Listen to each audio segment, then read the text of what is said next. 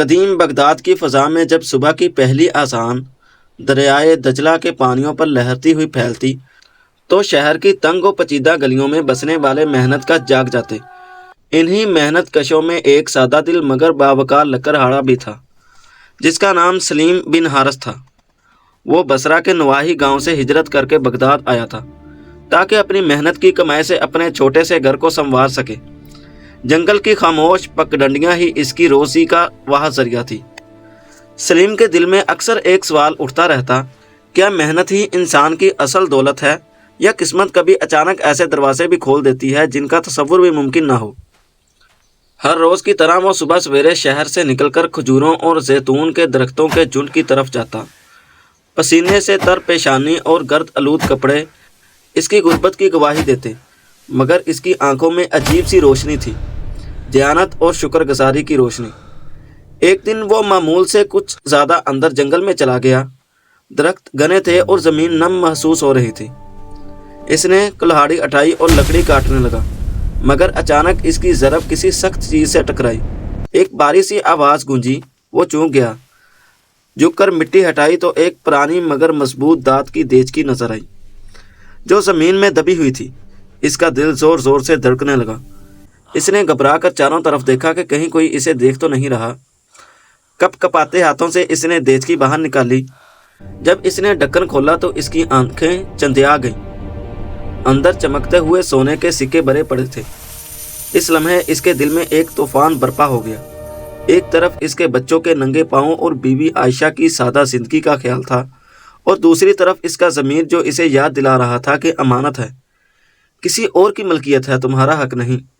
وہ دیر تک وہیں بیٹھا رہا، کبھی سکون کو دیکھتا، کبھی نظریں جھکا لیتا۔ اسے اپنے محروم والد کی نصیحت یاد آئی، بیٹا رزق وہی پاک ہوتا ہے جو محنت سے حاصل ہو۔ جو چیز بغیر حق کے ملے وہ نعمت نہیں بلکہ آزمائش ہوتی ہے۔ سلیم نے آنکھیں بند کی اور گہرا سانس لیا، مگر پھر دل سے کسی کونے سے آواز آئی، کون جانتا ہے یہ کس کی ہے؟ شاید تمہاری قسمت ہو۔ یہ سرگوشی اس کے ارادے کو کمزور کرنے لگی۔ آخر کار اس نے دیچکی کپڑے میں لپیٹی اور کندھے پر رکھ کر شہر کی طرف چل پڑا۔ ہر قدم کے ساتھ اس کا دل بوجھل ہوتا جا رہا تھا، جیسے ہر راہگیر اس کی نظر اس کے سوال کر رہی ہو، کیا تم اس آزمائش میں کامیاب ہوگے؟ جب وہ گھر پہنچا تو عائشہ نے اس کی تھکی ہوئی حالت دیکھی اور فوراً پانی پیش کیا۔ کیا حال ہے؟ سلیم خاموشی سے دیچکی کو کمرے کے اندر کونے میں رکھ کر بیٹھ گیا۔ عائشہ نے حیرت سے پوچھا، آج تم کچھ پریشان لگ رہے ہو، کیا ہوا ہے؟ یہ کیسے ممکن؟ سلیم نے آہستہ سے کپڑا ہٹایا۔ سونے کی چمک پورے کمرے میں پھیل گئی۔ عائشہ کی آنکھیں حیرت سے پھیل گئیں، مگر چند لمحوں بعد اس کے چہرے پر سنجیدگی آ گئی۔ اس نے نرمی سے کہا، اگر یہ دولت ہماری نہیں تو ہمیں اسے رکھنا نہیں چاہیے۔ یہ الفاظ سلیم کے دل میں تیر کی طرح اتر گئے۔ وہ جانتا تھا کہ اس کی بیوی سچ کہہ رہی ہے، مگر اس کا نفس اب بھی اسے بہکا رہا تھا۔ وہ ساری رات جاگتا رہا۔ آخر کار فجر کی اذان کے ساتھ اس نے فیصلہ کر لیا، وہ اس امانت کو اس کے اصل مالک تک پہنچائے گا۔ اسی ارادے کے ساتھ وہ بازار جانے کے لیے تیار ہوا تاکہ اعلان کر سکے، جس کی یہ دیچکی ہے وہ آ کر اپنی نشانی بتائے اور لے جائے۔ مگر سوال ابھی باقی تھا، کیا وہ اپنے اس فیصلے پر قائم رہ سکے گا یا خواہشات اس کے قدم ڈگمگا دے گی؟ سلیم کی اصل آزمائش ابھی شروع ہوئی تھی۔ سلیم نے دیچکی کو مضبوطی سے کپڑے میں لپیٹا اور گھر سے نکل پڑا۔ اس کے قدم بوجھل تھے، مگر دل میں ایک عجیب سا سکون بھی تھا، جیسے اس نے ایک درست راستہ چن لیا ہو۔ بغداد کا بازار حسب معمول لوگوں سے بھرا ہوا تھا، ہر طرف شور، آوازیں اور خرید و فروخت کا ہجوم۔ سلیم ایک کھلی جگہ پر کھڑا ہوا اور بلند آواز میں پکارا، سنو لوگو، جس کسی کی سونے کی بری ہوئی دیچکی کھو گئی ہو وہ اپنی نشانی بتائے اور لے جائے۔ لوگ چون کر اس کی طرف متوجہ ہونے لگے۔ کچھ ہی دیر میں اس کے ارد گرد ہجوم جمع ہو گیا۔ ایک شخص آگے بڑھا اور بولا، یہ میری ہے، میں نے کل جنگل میں کھو دی تھی۔ سلیم نے سکون سے پوچھا، اگر یہ تمہاری ہے تو اس کے اندر کیا ہے اور اس کی کوئی خاص نشانی بتاؤ۔ وہ شخص گھبرا گیا، کچھ لمحے سوچتا رہا، پھر اٹک اٹک کر بولا، اس میں سونے کے سکے ہیں۔ سلیم نے سر ہلایا، یہ تو میں بھی جانتا ہوں، کوئی خاص نشانی بتاؤ۔ وہ شخص خاموش ہو گیا اور ہجوم میں گم ہو گیا۔ پھر ایک اور آدمی آیا، اس نے بھی دعویٰ کیا، مگر وہ بھی کوئی ٹھوس نشانی نہ بتا سکا۔ یوں کئی لوگ آئے، ہر ایک کی آنکھوں میں لالچ چمک رہا تھا، مگر کوئی بھی اصل مالک ثابت نہ ہو سکا۔ سلیم کے دل میں اطمینان پیدا ہونے لگا کہ وہ صحیح کام کر رہا ہے۔ اچانک ہجوم میں سے ایک بوڑھا آدمی اشارہ کرتا ہوا آگے بڑھا۔ اس کے کپڑے سادہ تھے، چہرے پر تھکن اور آنکھوں میں فکر جھلک رہی تھی۔ وہ کانپتی آواز میں بولا، بیٹا شاید وہ دیش کی میری ہو۔ سلیم نے نرمی سے پوچھا، اگر یہ آپ کی ہے تو آپ اسی کی نشانی بتا دیں۔ بوڑھے نے آہستہ آہستہ کہنا شروع کیا، وہ دیش کی پرانی ہے مگر بہت مضبوط۔